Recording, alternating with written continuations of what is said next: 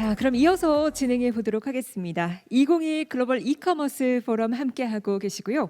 저희 진행하다 보니까 어느덧 마지막 순서 소개드릴 시간이 됐습니다.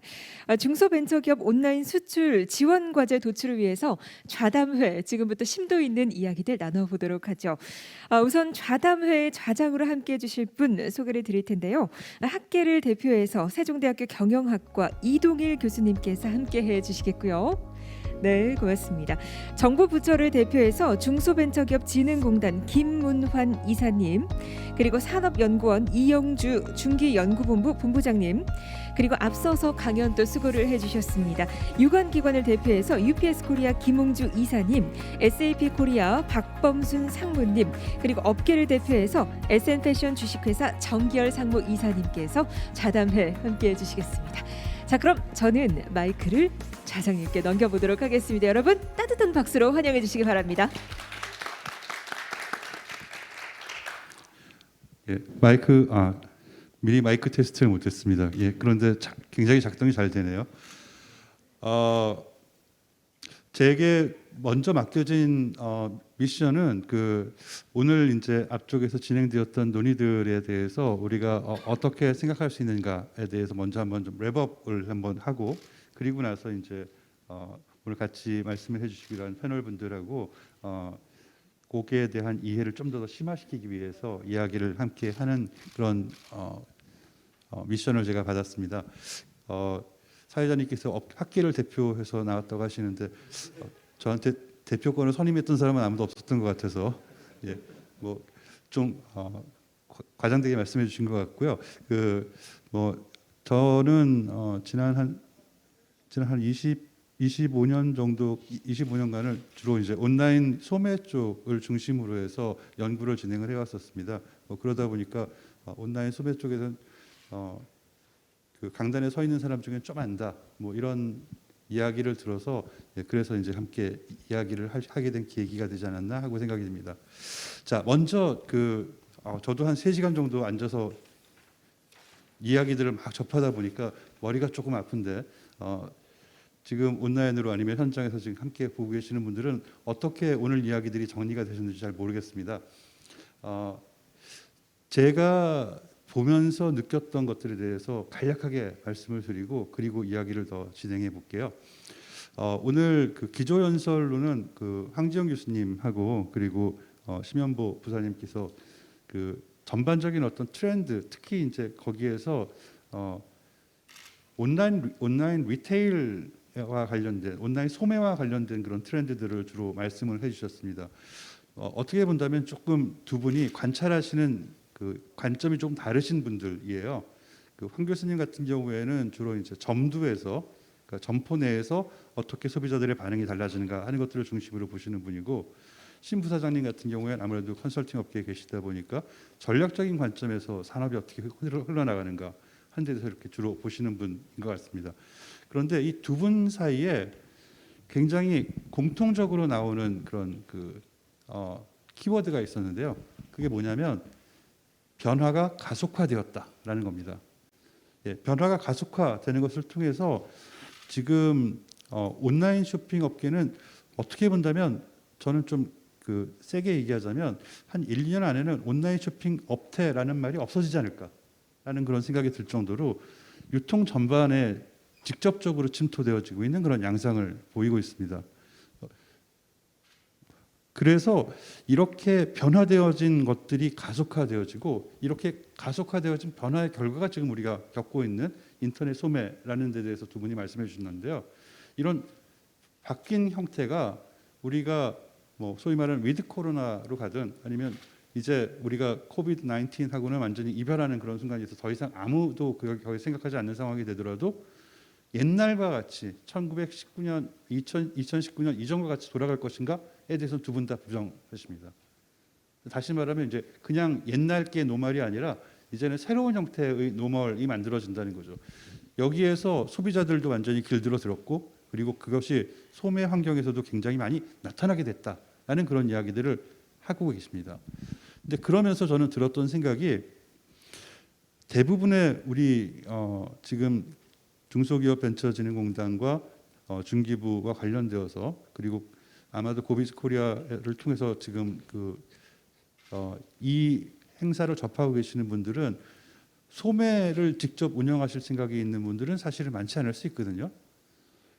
오히려 우리는 B2B 거래를 하는 경우가 훨씬 많은데 이렇게 소매 현장에서 변화된 게 도대체 무슨 의미가 있냐라고 이렇게 이야기를 한다면 이게 우리가 지금 거래를 하는 우리의 거래 상대자들이 다 온라인 소매를 당연히 하는 업체들과 거래 경험이 쌓이고 있다는 의미가 됩니다. 그래서 전체 유통 구조에서 온라인 거래 경험이 온라인 소매와의 거래 경험이 있는 그런 사람들이 점점 더 쌓이고 이게 전체 유통에서의 판을 바꾸고 있다라고 이렇게 이야기하는 게 맞지 않는가라고 생각이 듭니다. 따라서 온라인을 포함하는 거래의 형태가 어떻게 변화하는가 하는 것들에 대해서 함께 이해하지 않으면 이제 우리가 우리 제품을 사주는 수입업자들과 얘기하기가 좀 어려워지는 그런 문제가 생기기 시작할 수 있다는 것이죠. 이런 관점에서 보았을 때 우리 전문가 강연에서 나온 이야기들의 메시지들도 굉장히 재미있었습니다. 우리가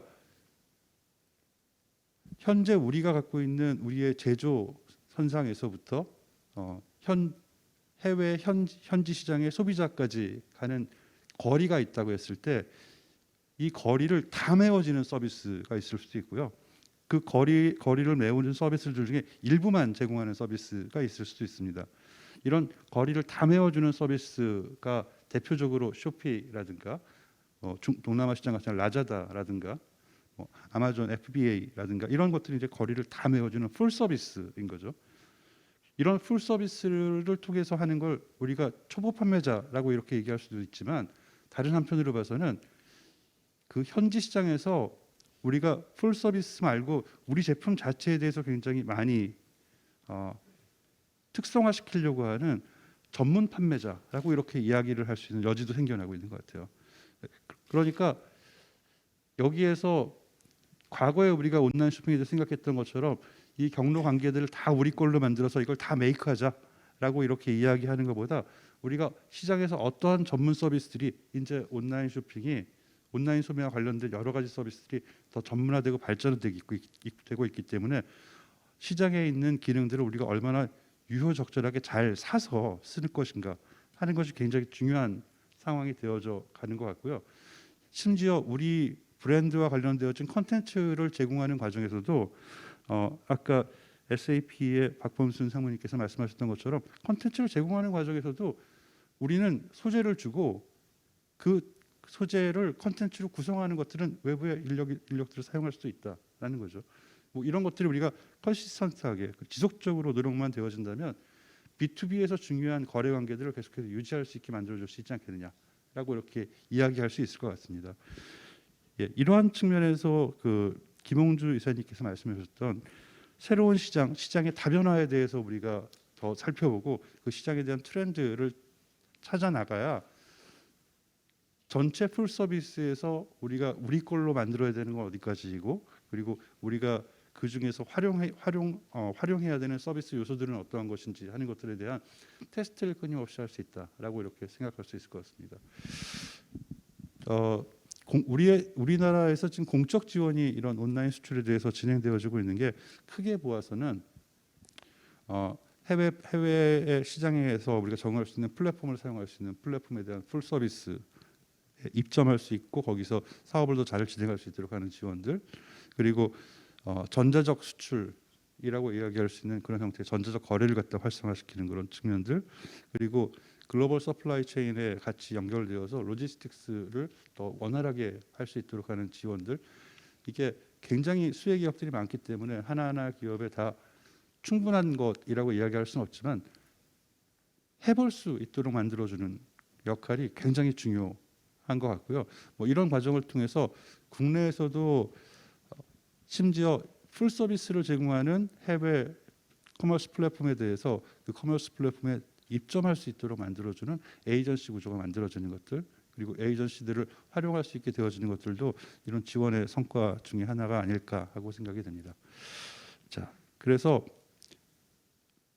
한 문장으로 다시 정리하면 이제 완전히 새로운 유통 구조가 온라인 소매뿐만 아니라 전체 유통 구조로 파급되어지고 있고, 거기에서 과거에 우리가 생각했던 큰 시장들, 중국, 미국 시장이 아닌 다변화된 시장에 우리의 역량과 잘 맞추어진 전문 서비스들을 잘 믹스해서 접근하는 것이 시장 개발, 해외 시장 개발에 굉장히 중요한 역할을 한다라고 이렇게 정리할 수 있지 않을까 하고 생각이 듭니다.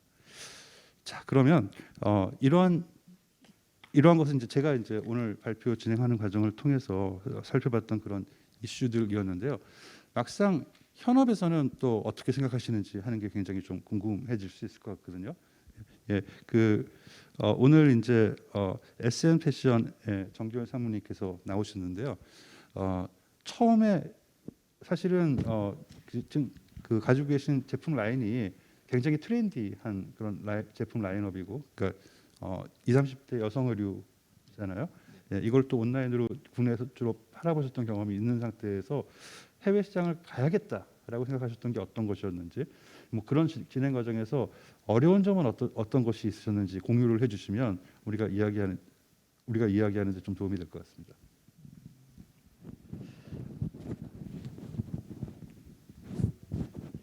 아무래도 저희가 사업을 처음부터 오프라인이 아닌 온라인으로 사업을 시작을 했었고요. 저희가 시작할 때쯤에는 소위 말해 유통의 패러다임이 오프라인에서 온라인, 그다음에 온라인 중에서도 PC에서 모바일로 전환되는 시기에 저희가 사업을 시작을 했던 거고요.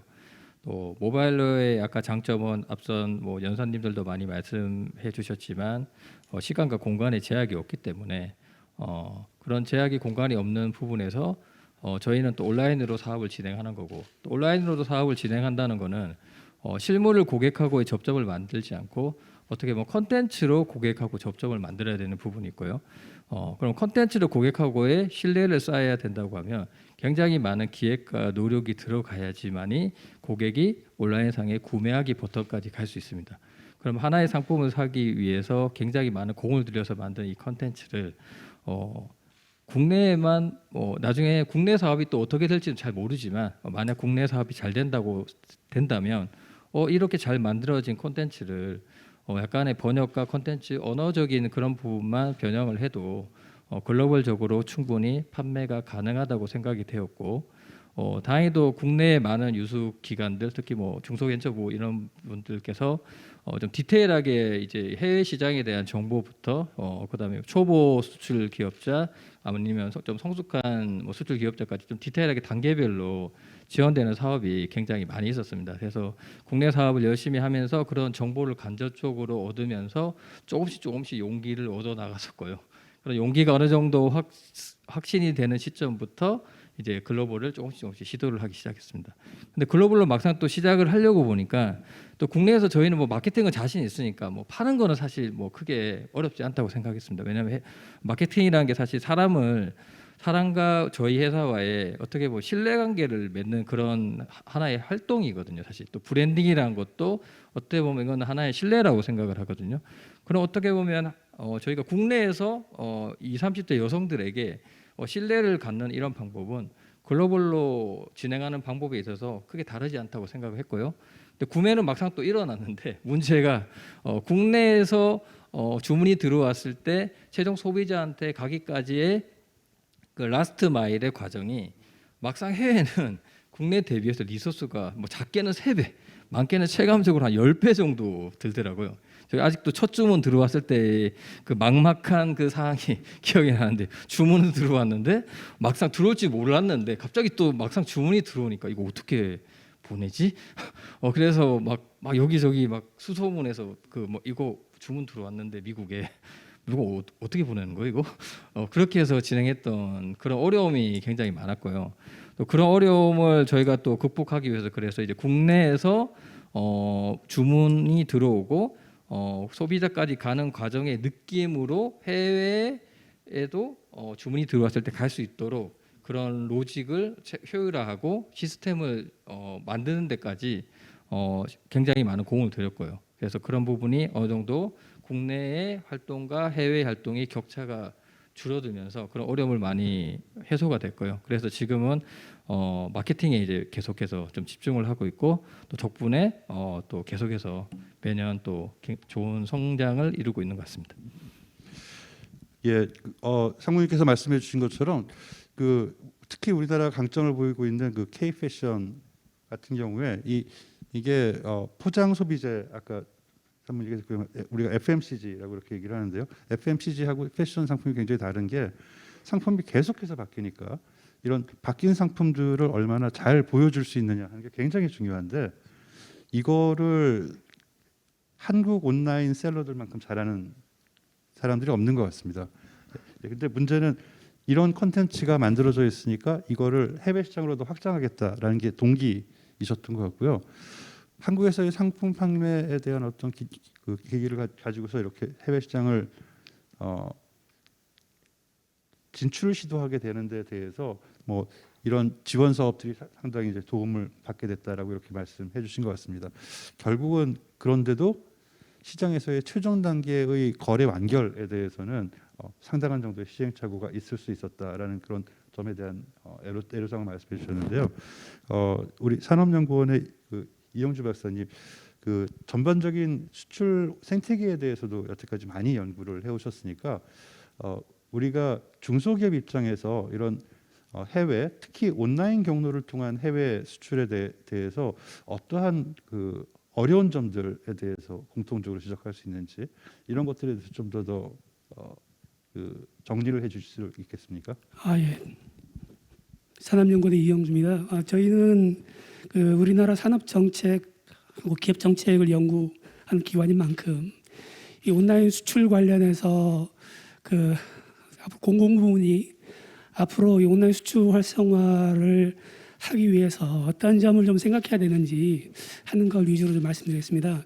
그래서 그래야 앞에서 여러분들이 아주 좋은 말씀들을 많이 해주셨는데요. 그런 부분들이 좀 효과적이고 효율적으로 운용이 되려고 하면 정부 정책하고 공공부문 그쪽에서는 좀 어떤 역할을 해야 되는지 하는 걸 말씀드리겠는데요. 우선 그 얘기를 하기에 앞서서 이 상황들이 지금 어떻게 변하고 있는가라는 걸 먼저 말씀드릴 필요가 좀 있을 것 같은데요. 수출 환경은 계속적으로 좀 악화되고 있는 그런 상황에서 계속 흘러가고 있는 그런 걸 볼 수 있습니다.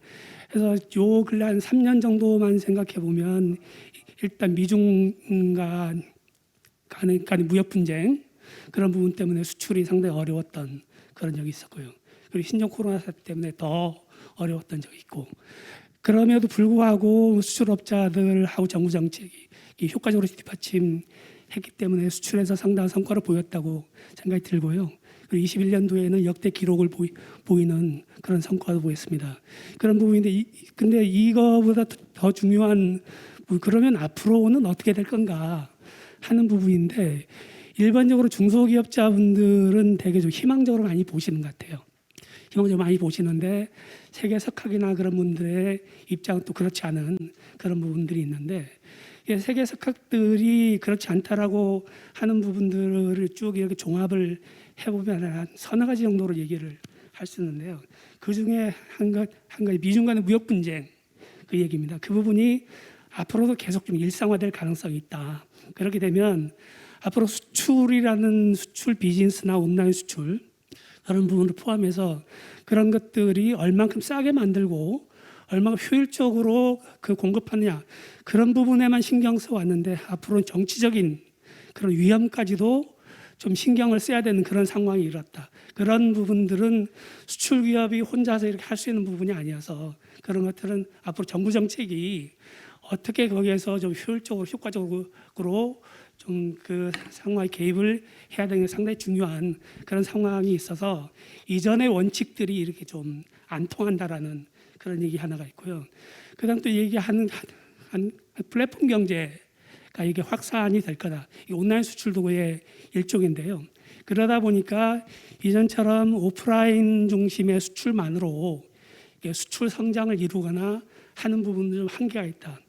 그렇다고 해서 또 온라인만으로는 가는 건 아니고 어쩌면 수출을 통해서 성공을 하려고 하면 온라인과 오프라인을 효율적으로 넘나들 수 있는 그러면서 양쪽의 장점을 좀 활용할 수 있는 그런 환경들이 만들어지고 있다. 하는 그런 부분 하나고, 그리고 세 번째는 소위 기술 민족주의에 대한 그런 얘기입니다. 이 신보주의 부분들이 상당히 성행되면서 수출 환경들이 악화되고 있는 그런 모습인데요. 일반적으로 글로벌화라든가 수출이라든가라는 부분들은 기본적으로 공통적으로 그분들이 가지고 있는 생각은 협력하고 분업이에요. 임금이 싼 지역에 있으면 그쪽으로 진출해서 그쪽에서 만들어서 뭐 해외로 실어 나르고 하는 그런 부분인데, 이제는 그런 부분들이 잘 안 통하고, 이미 미국 정부가 이번 신종 코로나 사태로 심각심의 반도체 산업 부분들을 이제 해외에서 의존을 했는데 이제는 의존을 안 하겠다고 하는 그런 모습 보이고 있잖아요. 그런 모습 보이고 있고, 시장도 보호하겠다, 그런 부분들이 있어서 이게 수출 비즈니스라든가 그런 부분들을 하기가 상당히 어려워지는 상황들이 만들어지고 있다. 그래서 각각들이 얘기하는 거는 신 글로벌화 전략에 대한 생각을 앞으로는 좀 해야 되는 게 아니냐, 그런 생각을 하면서, 그렇다고 보면 온라인 수출도 수출 정책이라든가 아마 사업들이 확장이 돼야 될 텐데, 그런 부분들이 전체적으로 크게 흘러가는 환경 속에서 어떤 방향으로 어떻게 자리매김할 건가 하는 게 중요한 그런 이슈가 되고 있다라는 그런 얘기입니다. 그런 부분에서 온라인 수출도 아마 신종 코로나 상황하고 맞물리면서 계속 이렇게 확장되고 증가하고 있는 그런 모습을 보이고 있는데요. 앞에서도 그 얘기가 한번 나왔습니다만은, 일단 수출 기업 수도 늘고 그렇게 하고 있는데 수출액 자체는 아직도 그렇게 크게 높지 않다. 1%도 안 되는 그런 부분들이 있어서, 앞으로의 핵심은 온라인 수출액을, 물론 수출 기업 수를 늘리는 것도 상당히 중요한 과제라고 얘기할 수 있겠습니다만은, 수출액 자체를 어떻게 늘릴 건가 하는 게 상당히 중요한 부분이고, 그렇게 되면 이게 일반적인 지원, 보편적인 지원 형태보다는 그 온라인 수출 강소기업 그런 생각들을 하면 집중적으로 좀 육성 차원에서 무언가를 좀 생각해야 되는 그런 환경들이 만들어지지 않겠냐라는 그런 얘기고요.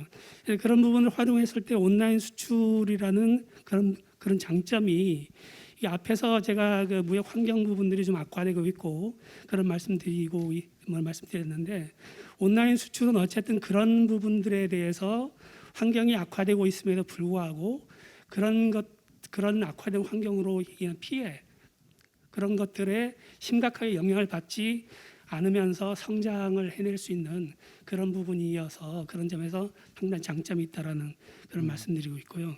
그리고 중소기업들이 어쨌든 간에 우리 수출 중소기업의 큰 문제 중에 하나는 수출 구조가 하우 상박형 구조입니다. 아래 규모가 작은 그런 기업들은 상당히 많은데, 수출 규모가 큰 그런 기업들은 그렇게 많지 않아서 하우 상박형 구조를 좀 어떻게 개선할 건가 하는 그런 부분인데, 그런 부분에서 온라인 수출은 그런 부분들에 대해서도 좀 효율적으로 할 수 있겠다라는 그런 생각이 들고요. 그래서 그렇게 되면 앞으로 어떻게 해야 될 건가라는 그런 얘기인데요.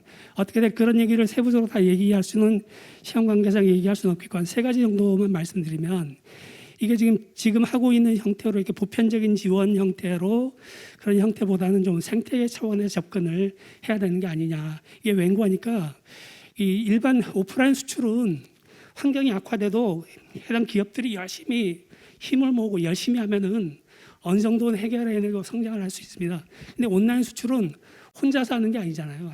그러니까 플랫폼에 입점도 해야 되고 물류도 해야 되고, 그러기 때문에 상품 경쟁력 못지않게 물류 경쟁력, 이 플랫폼 경쟁력, 그런 것들이 상당히 중요한 그런 부분이어서, 그런 것들이 효율적으로 돌아갈 수 있는 생태계가 만들어지지 않으면 온라인 수출 기업이 혼자서 열심히 노력한다고 되는 그런 부분이 아니어서, 좀 생태계 관점에서 접근을 해야 된다는 그런 말씀드리고, 그 핵심에는 어쨌든 간에 서로 생태계로 운용하는 주체 간의 상생 협력 부분들이 효과적으로 이루어질 수 있는 정부 정책, 그런 게 상당히 중요하다 하는 그런 말씀을 드리고요.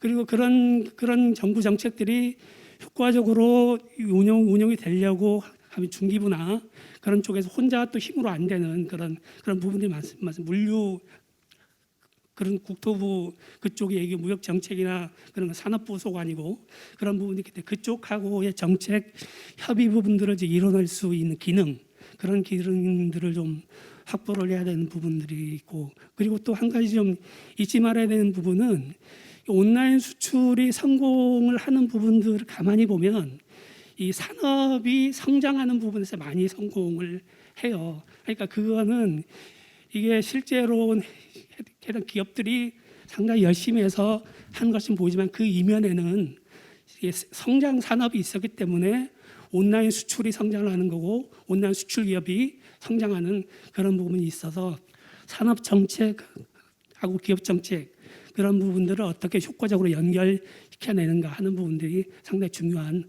그런 부분이다. 그렇게 말씀드리면서 마무리하도록 하겠습니다.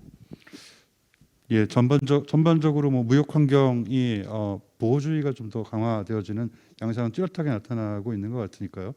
거기에다가 전 세계적으로 지금 재정 지출 확대 때문에 인플레이션이 거의 눈에 보듯이 뻔한 상황이라서 과거처럼 뭐 비용 부위에 따른 가격 경쟁력을 가지고 시장에서 먹힐 거다라고 생각하는 건 조금 무리가 있는 상황이 되어진 것 같습니다. 거기다가 시장을 우리가 이제 복잡해졌기 때문에 한 박사님께서 말씀하신 것 중에 한 기업이 모든 걸 다 하려고 하다가는 결국은 또 안 되는 상황이 될 수밖에 없고 생태계 구성의 한 구성원으로서 내가 생태계 안에서 어떤 역할을 할 것인지에 대해서 파악하는 것이 더 중요한 그런 관점이라고 이렇게 볼 수도 있을 것 같고요. 물론 정부도 전체 생태계 조성에 대한 그런 지원을 해줘야 될 거고요. 그럼에도 불구하고 이런 상황에서는 굉장히 중요한 이슈가 결국은 뭐 우리가 이걸 뭐 스토리텔링 마케팅이라고 얘기를 할 수도 있을 것 같고 우리 브랜딩을 어떻게 할 것인가에 대한 새로운 접근이라고 이렇게 볼 수도 있을 것 같은데요. 아까 박범순 전문님께서 말씀해 주셨던 우리가 컨텐츠를 통해서 고객과의 관계를 어떻게 유지할 것인가 그리고 우리 브랜드를 어떻게 유지할 것인가는 굉장히 중요한 그런 이슈가 될 수 있을 것 같습니다. 그런데 제가 지금 보시고 계신 분들 입장에서 생각을 해봤을 때 좀 드는 생각이 그거 외국계 기업이나 대기업이니까 그게 가능한 거지. 우리 지금 당장 사실은 상품 제일 힘든 게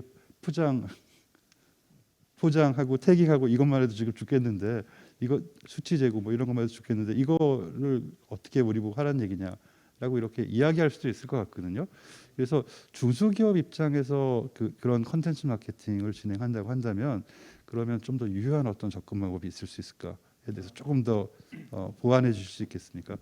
네, 사실 뭐 저희 회사 글로벌로 봤을 때는 이제 글로벌 기업으로 큰 기업이지만 지금도 이제 국내 같은 경우에는 저희도 한 뭐 500명대로 사실 뭐 중견기업 수준으로 크게 오르긴 했지만 몇 년 전만 하더라도 이렇게 100 몇십 명 정도밖에 안 되는 중소기업이라고 할 수 있고 사실은 제가 이제 디스코 마케팅을 한다고 말씀을 드렸는데 거의 1인 기업처럼 혼자 다 하고 있는 거거든요. 그러니까 사실 이게 꼭 중소기업이라서 힘들다 그리고 나 지금 물건 팔기도 바쁜데 어렵다 이렇게 될 수 있는 부분들이 있지만 사실은 온라인 수출 입장에서 봤을 때 90년도 말에 99년에 전 세계 마케터들이 모여서 클루트레인 매니페스토라는 걸 발표를 했습니다. 이게 보면 마틴 루터가 95개조 반박문을 했듯이 역시 95개조의 항으로 되어 있는데 첫 번째 항목이 시장은 대화다라는 거였고요. 두 번째 시장은 그리고 대화는 사람과 사람 사이에 이루어진다. 그리고 그러한 대화는 세 번째가 이제 사람의 목소리로 이루어진다라는 거였거든요. 그 얘기는 사실 온라인 수출을 한다고 해서 바뀌지는 않습니다. 왜냐하면 우리가 예전에 없던 시장에 나서게 되는 거고 예전에 잘 알고 있던 이 한국 소비자들은 잘 알고 있겠지만 다른 나라 사람들은 과연 우리하고 어떻게 반응을 할지 이런 부분들을 알기가 어려운 부분들이 있지만 궁극적으로는 그 시장에 맞게 접근하는 것이 맞다고 생각합니다. 그래서 한국에서는 통했던 게 통하지 않을 수도 있지만 다행스러운 건 아까 뭐 K 드라마 열풍도 있고 근데 사실 제가 봤을 때 K 드라마가 뜨는 이유는 이게 뭐 다른 것보다도 제가 봤을 때 제가 드라마나 영화, 소설책을 엄청나게 많이 보는 편이거든요. 한국 드라마의 특징은 섬세하다는 데 있다고 생각합니다. 되게 남들이 그냥 쉽게 지나치고 봐야 될 걸 약간 뭔가 눈치를 잘 봐서 그런지 모르겠지만 그런 부분들을 터치해 주는 게 있어서 어느 나라 사람들든지 감성을 건드릴 수 있는 부분이 많이 있거든요. 이건 사실 온라인 수출로 간다고 해서 바뀔 건 없는 거고 특히 아까 동남아 사람들이 제가 말하는 걸 좋아한다고 말씀을 드렸는데 쇼피 입점에 계셨던 점주분들 중에서도 힘들었다고 하는 부분이 아까 그거거든요. 아, 말도 안 되는데 자꾸 나한테 말을 시켜. 이럴 때는 사실 아까 그 챗봇이라든지 이런 기술들 혹은 음성 비서 이런 쪽들이 사실은 도움 줄 수 있는 기술적인 요인들은 있을 거라고 생각합니다. 그래서 이 플랫폼 기업일 경우 특히 이러한 식의 지원들을 조금 더 도와준다든지 이러면은 좀 도움이 되지 않을까 하는 부분이 있고요. 특히 그 스타트업 중에는 뭐 샌드버드 같은 회사는 지금 미국의 유니콘 기업으로 성장해 있습니다만 샌드버드 같은 경우에도 이 주로 채팅 서비스 아니에요? 이렇게 나오는데 예전에는 채팅을 못했던 회사들이 지금 코로나19가 터지면서 우리 쪽에도 뭔가 이렇게 채팅 서비스를 하고 싶은데 전화란 말은 잘 모르겠고 그럴 때 이제 샌드버드가 들어간다든지 이런 작업들이 가능해 줄 수 있는 부분이 있어서 기술적인 도움은 이제 그렇게 받을 수 있는 부분이 있고 또 한 가지는 우리 회사가 중소기업이라 해서 콘텐츠를 만들 여유가 없다. 근데 아까 제가 고객의 질문을 받아서 영업들이 답했던 경우가 있지 않습니까? 이럴 때 이메일은 상세하게 쓰시거든요. 그 이메일 콘텐츠를 약간 수정하시면 고객에 대한 답이 되는 콘텐츠를 만드실 수 있습니다. 그래서 콘텐츠의 소재는 무궁무진하기 때문에 평소에 고객들한테 질문에 이제 불만이라든지 이런 것들을 답했던 부분들을 중심으로 일단 콘텐츠 작성에 나가시는 것도 빠른 출발점이 아닐까 하는 생각이 듭니다. 예, 지금 이사님께서 말씀하신 걸 듣다 보니까 그 코로나 이전에 제가 그 중국의 의류 도매 상가들을 뭐 그 남북을 거쳐서 다 한번 돌아본 적이 있었는데요. 그때 굉장히 인상 깊게 보았던 것 중에 하나가 점원들이 점포 안에 안 입고 다 밖에서 사진 찍고 있더라고요. 끊임없이 이제 옷을 갈아입으면서 사진 찍고 그 사진 찍은 걸 갖다가 어떻게 하냐면 뭐 그 채팅을 통해서 자기네한테서 거래해서 상품을 사갔던 적이 있었던 그 사람들도 다 이제 의류 판매상들이죠. 의류 판매상들한테 계속 보내고 있는 겁니다. 위챗이나 이런 걸 이용해서 그렇죠. 계속 사실 위챗이라고 말을 네. 하고 싶었지만, 예. 그래서 이런 거를 보니까 이게 고도의 기술이 필요한 것이 아니라 사실은 고객과의 관계를 어떻게 계속 끌고 나갈 것인가 하는 것에 대한 그 중심이 있으면은 그것에 의해서 해결되어지는 문제가 아닐까 하는 그런 생각이 들었고요. 기술적인 문제에 대해서 생각할 때 이제는 상품을 놔두고 이 상품이 좋은 상품이니까 가져가 이런 건 안 되는 것 같습니다. 아까 설명해 주셨던 것처럼 항상 상품에는 그 소비자의 입장에서 보면 좋은 점과 나쁜 점들이 있을 수밖에 없고 그런 것들에 대해서 우리가 어떻게 진정성 있게 고객들에게 우리의 키워드를 보내주는가에 따라서 관계가 더 뭐 대소비자의 측면에서 그렇고 아니면 B2B 거래에서도 그렇고 계속해서 발전할 수 있는 여지가 있는 게 아닌가 하는 그런 생각이 들었습니다. 그럼에도 불구하고 지금 뭐 여러 가지 또 악재가 있죠. 특히 이제 공급망 이슈는 굉장히 큰 악재인 것 같은데요.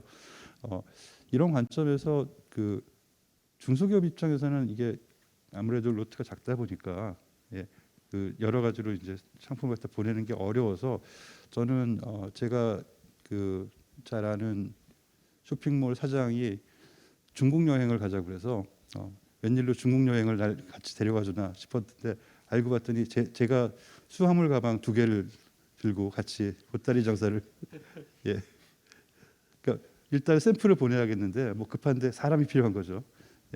뭐 그랬던 경험도 있었던 것 같습니다. 김 이사님께서 아까 이제 전반적인 시장이라든가 서비스에 대해서 말씀을 해주셨는데 뭐 그런 측면에서 본다면 사실은 일반 중소기업이 B2B2C와 같은 형태의 전자상거래 그 서비스를 스스로 개설해서 만든다는 건 사실 쉬운 문제가 아닌 것 같습니다. 그러면 뭐 그런 관점에서 봤을 때 그 중소기업들이 사용하면 좋을 것 같은 그런 뭐 형태의 서비스들 이런 것들이 있으면 좀 소개해 주시면 도움이 될 수 있지 않을까 싶은데요. 네, 일단은 내가 뭐를 시설을 투자를 하거나 뭔가를 추진을 한다고 하면은 만만치 않은 자금이 들어갑니다. 근데 중소기업들이 대부분 큰 자본을 가지고 시작을 하지 않으시잖아요. 근데 사실 시장에 그런 리치마켓 쪽에 다양한 서비스들을 제공해 주는 업체들이 상당히 많습니다. 이제 그거를 못 찾아서 좀 이 어려움을 좀 겪고 있거든요. 근데 특히 뭐 미국 시장만 본다 그래도 한국계 업계들이 저쪽 그 롱비치 그 인근에 여러 가지 풀필먼트 서비스도 그렇고 다양한 채널들을 복합적으로 해주는 그런 서비스적인 업체들이 좀 많이 있어요. 그래서 그런 데들을 찾아서 내가 소위 얘기해서 이 광고가 생각이 나는데 아까도 제가 잠깐 차 얘기를 했는데 자동차 보험 드는데 저희 얼마 내잖아요. 근데 요즘에 어떤 광고 하나 보니까 마일 쓴 만큼 보험료 내세요라고 하는 광고가 있어요. 그래서 가장 이 고정비 나가는 게 가장 큰 부담이거든요. 그거를 줄이시는 게 중소기업에서는 가장 큰 것 같아요. 그래서 이제 그런 업체들을 뭐 제가 어디가 맞습니다 설명드리기에는 또 여러 가지 이 사용하시는 분에 따라서 좀 틀리실 거고요. 요구가 또 제가 한 회사에 몸을 담고 있지만 저희 회사 서비스가 다 좋습니다. 또 그건 아니거든요. 그래서 뭐 그거를 강요하는 것도 궁극적으로 고객이 비즈니스를 성공하는데 제가 또 안 좋은 영향을 드릴 수 있어요. 근데 요즘 보니까 그렇게 셀러들 모임들이 상당히 많으시더라고요. 예, 제가 최근에도 뭐 아마존 쪽에 뭐 이렇게 같이 홍보 활동하고 하면은 그쪽에 모임들이 많으셔가지고 거기에서 얻는 정보들이 상당히 많으세요. 그래서 각각의 소셜 네트워킹을 많이 하시는 데들을 참여를 해서 거기에 적정한 결론만 얘기하자면은 이 상당한 유연성을 가지고 이 새로운 것들을 받아들이고 또 그 새로운 것을 찾아가는 그런 활동들을 미리 해놓으시면 좋을 것 같고 또 그 시점을 보자고 하면은 사실 어느 정도 비즈니스가 성장하고 이 커지면 이 몸이 커지면은 이 쉽게 변화를 주기가 어렵잖아요.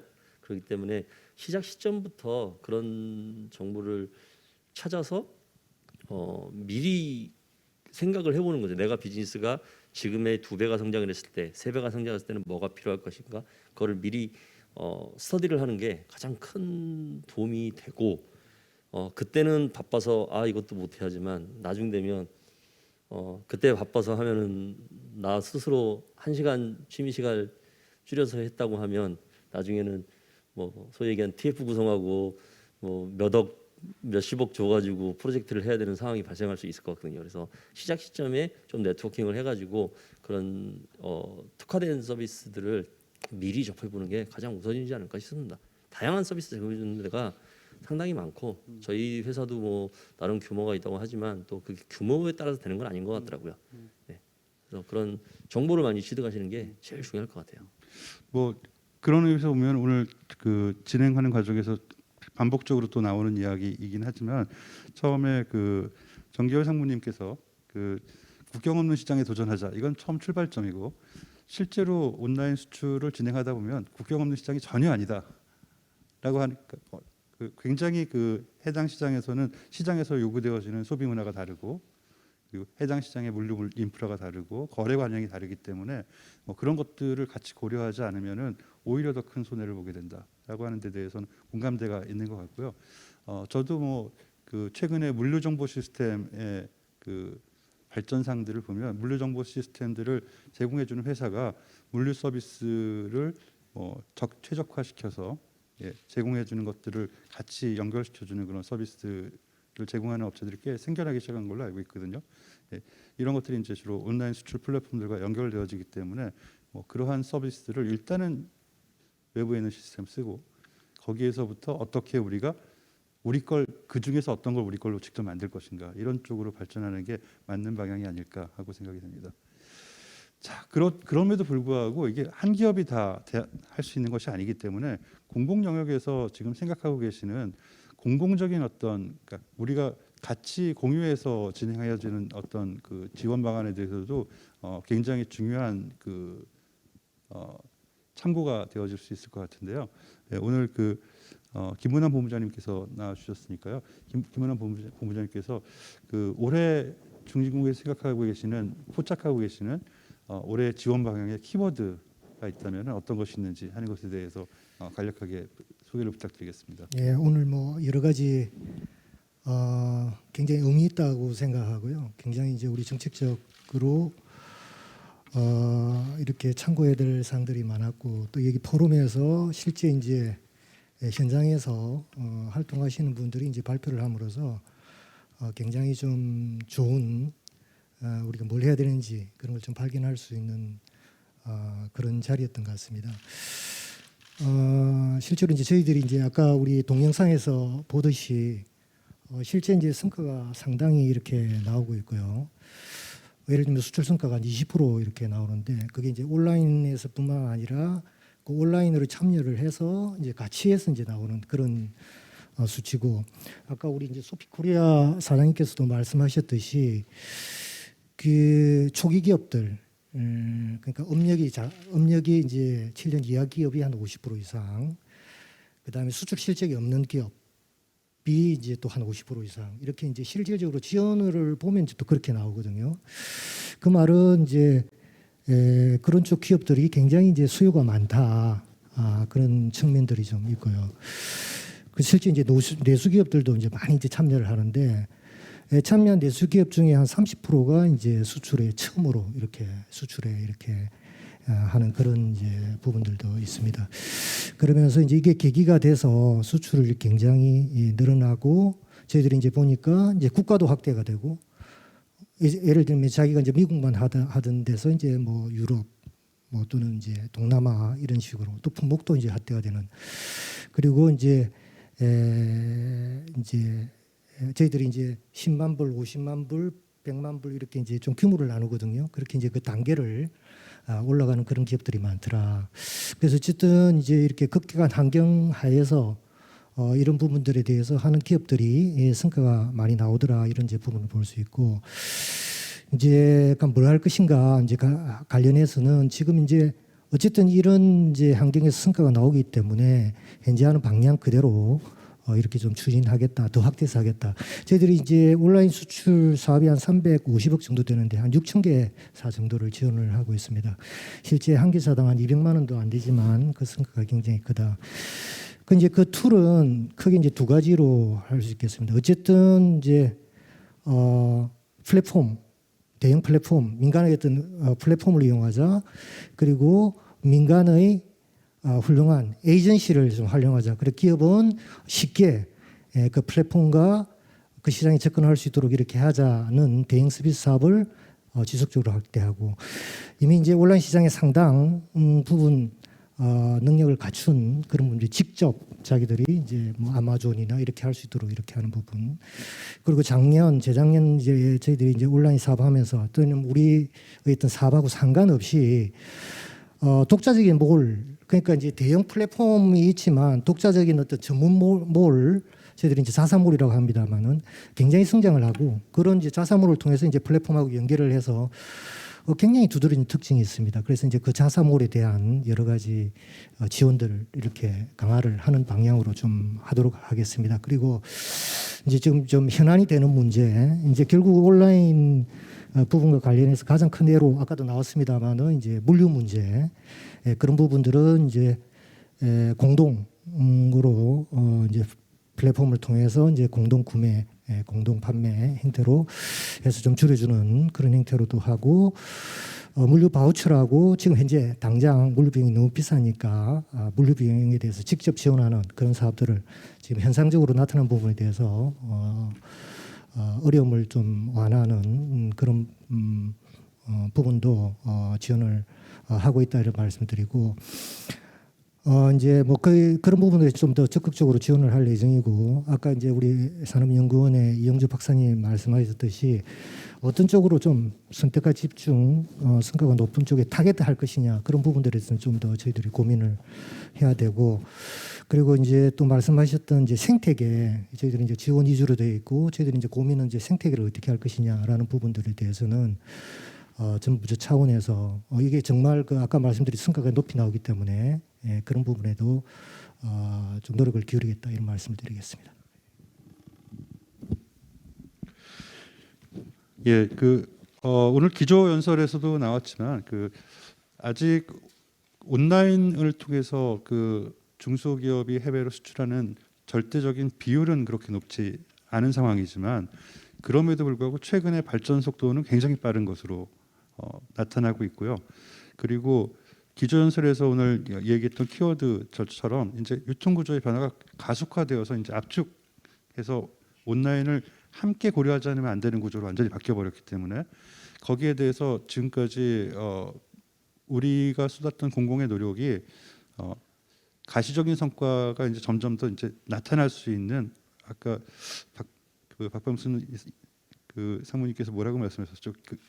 그 나무를 기르는 그런 과정들이 있었고 그리고 이런 것들을 통해서 쌓였던 경험이 시장에 확산되어지고 그리고 공공의 역할이 더 강화되어지는 방향으로 움직이게 되지 않을까 이렇게 기대를 하게 되겠습니다. 플랫폼의 활용 그리고 판매의 고도화 그리고 자사몰의 확대라고 하는 판매 방향의 이슈가 한 라인이고 또 다른 하나의 라인은 물류의 공동화, 물류에 대한 직접 지원이라고 하는 것이 이제 한 라인이라고 이렇게 올해의 키워드를 일단은 이해하면 될 것 같습니다. 예. 자 오늘 사실은 일단 좌장이 해야 되는 제일 중요한 역할이 시간을 잘 지키자인데 오늘 기조 발제들도 굉장히 좀 잘 충실하게 진행이 되었고 그리고 이야기하시는 과정에서 우리가 얻을 수 있는 것들이 많았기 때문에 조금 시간이 지연되게 된 것 같습니다. 거기에 따라서 저희가 사전에 좀 오늘 진행된 내용에 대해서 공유를 하고 사전 질의를 받은 부분이 있었는데 그것에 대한 질의응답은 시간 관계상 오늘은 생략하도록 하겠습니다. 자, 오늘 이렇게 패널로 함께 해주신 패널 여러분 정말 감사드립니다.